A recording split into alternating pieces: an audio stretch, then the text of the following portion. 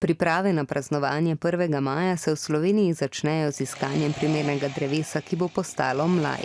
Največkrat zanj uporabijo mlade visoke smreke, ki jim odstranijo lubje, da ostane zelen le vrh. Drevo, ki simbolizira veselje, tudi okrasijo.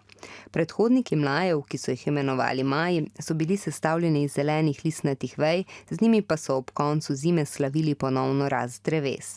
O mlajih, kot jih poznamo danes, pa je pisal že Janez Vajkard Valvazor. Zaznamovali so osebna in krščanska praznovanja ter pomembne dogodke in vedno so jih ročno postavljali mladi fantje, s čimer so pokazali svojo moč.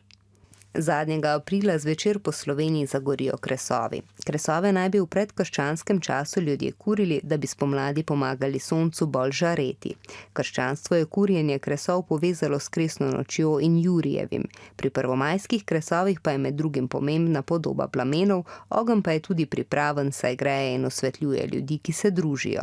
Naslednji dan, 1. maja, pa nas bodo prebudile budnice. Nekateri izmed vas tudi sami igrate v godbah. Rudarska godba Hrastnik je budnico 1. maja prvič igrala že leta 1891, ko je v jutranjih urah pospremila ojstrške in hrastniške rudarje na Dol k maši.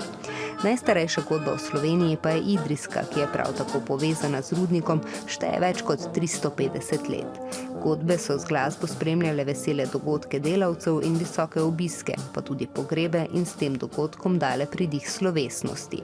Budnice še danes zaznamujejo 1. maj po mnogih slovenskih krajih, predvsem tistih z močno delavsko tradicijo. Ponudijo tudi priložnost za druženje. S praznovanjem 1. maja je prav tako povezan nagelj, roža, ki simbolizira delavska gibanja in revolucije.